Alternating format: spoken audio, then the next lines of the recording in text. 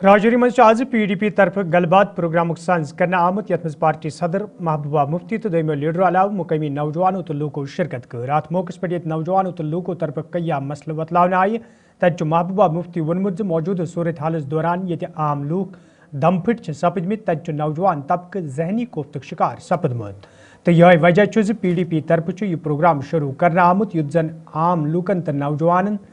پنہ دلچ کت کرت ہیکن۔ اس میں میرا سب سے پہلے سوال ہے کہ جموں کشمیر میں ابھی 15% جو ہے وہ، اور میرا تیسرا اور آخری سوال ہے کہ NLU کوئی کشمیر میں مانگ رہا ہے، کوئی جموں میں مانگ رہا ہے، کوئی کہیں سننا چاہتی تھی، کیونکہ میں واقعی پچھلے 2019 کے بعد جو جموں کشمیر میں حالات ہوئے اس کی وجہ سے ہم سب پریشان ہیں، سب مشکل میں ہیں۔ یہاں کئی لوگوں نے ذکر کیا کیا ہے کیا نہیں ہے،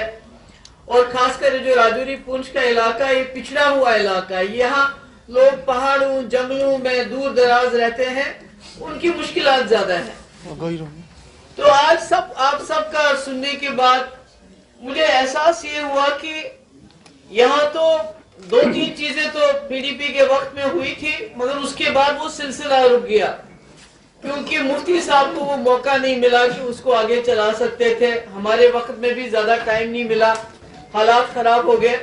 مگر میرا یہ ماننا ہے کہ ابھی بھی راجوری پونچھ میں ایسے کئی علاقے ہیں جن کو ڈسٹرکٹ بنانے کی ضرورت ہے، جو اوپر پہاڑوں شہروں میں، تاکہ جو ایڈمنسٹریشن ہے وہ لوگوں کے گھر تک پہنچے۔ مطلب دور دراز کہاں کوٹ رنگا کہاں بدر تو پھر راجوری اس کو آنا پڑتا ہے۔ اسی طرح جو آپ کے پونچھ میں اتنے دور دراز علاقے ہیں تو پونچھ ہیڈ کوارٹر، مجھے لگتا ہے کہیں نہ کہیں آپ کو جو ہل جس کو بولتے ہیں پہاڑی ڈسٹرکٹ کہیں نہ کہیں آپ کو دینے ہوں گے تاکہ لوگوں کے پاس DC پہنچ جائے۔ نہیں تو آپ کو DC کے پاس جب کام ہوتے ہیں تو 2 DC ہے اتنے بڑے علاقے میں، ایک پونچھ میں ایک یہاں۔ تو اس کے لیے ہم اسمبلی میں بھی بات کریں گے اور سرکار سے بھی بات۔ دوسرا مجھے لگتا ہے، مجھے معلوم نہیں ہے اس پہ شاید کئی لوگ خفا ہو جائیں، مجھے لگتا ہے پیر پنچال اور چناب ویلی میں اپنا اپنا ڈویژن ہونا چاہیے، ڈویژنل کمیشن ہونا چاہیے۔ بات کی بات تو دوسری ہے کہ یہاں آپ